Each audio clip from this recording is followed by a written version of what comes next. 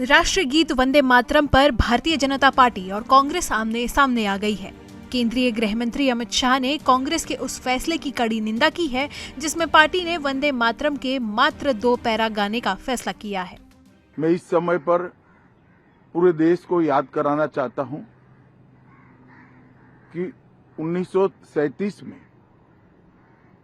Congress party ने मुस्लिम appeasement के लिए वंदे मातरम के 2 टुकड़े कर देश के विभाजन की नींव डाली थी और वहीं से 2 राष्ट्र के सिद्धांत को ताकत मिली थी।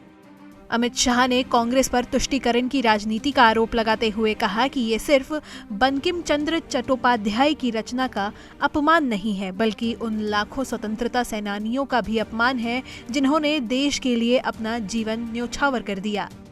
वोट बैंक के तुष्टीकरण के लिए उन्होंने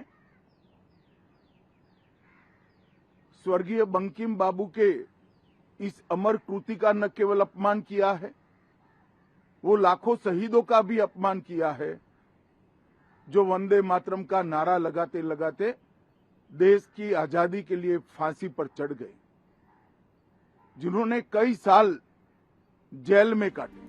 केंद्रीय गृह मंत्री की माने तो सरकार वंदे मातरम का अपमान नहीं सहेगी। आजादी के 80 साल के बाद 1937 में जो फैसला कांग्रेस ने किया था, जिसको नरेंद्र मोदी जी ने सुधारा है, उसके सामने का कोई विरोध इस देश की जनता नहीं सहन करेगी।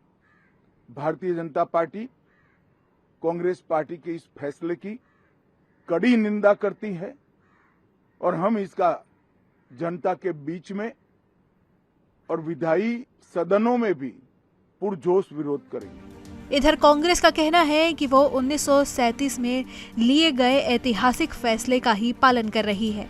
कांग्रेस कार्य समिति की बैठक में अध्यक्ष मल्लिकार्जुन खड़गे ने उस समय पारित प्रस्ताव के अंश पढ़े। पार्टी के मुताबिक उस दौर में महात्मा गांधी, जवाहरलाल नेहरू, सरदार पटेल, नेताजी सुभाष चंद्र बोस, मौलाना अब्दुल कलाम आजाद समेत कई बड़े नेता मौजूद थे। कांग्रेस का दावा है कि रविंद्रनाथ टैगोर की सलाह के बाद ही ये व्यवस्था तय की गई थी। विवाद की शुरुआत 15 अगस्त को कांग्रेस कार्यालय में हुए ध्वजारोहण समारोह से हुई। वंदे मातरम के गायन के दौरान सोनिया गांधी को मल्लिकार्जुन खड़गे की तरफ कुछ इशारा करते हुए देखा गया। इसके बाद भाजपा ने आरोप लगाया कि सोनिया गांधी ने पूरा वंदे मातरम गाए जाने पर आपत्ति जताई। कांग्रेस ने इस आरोप को खारिज कर दिया। इसके बाद कांग्रेस कार्य समिति ने 1937 के प्रस्ताव का हवाला देते हुए 2 अंतरे गाने के फैसले को दोहराया और अब अमित शाह के बयान ने इस विवाद को सीधे सियासी अखाड़े में ला खड़ा किया है। Bureau report, ETV Bharat.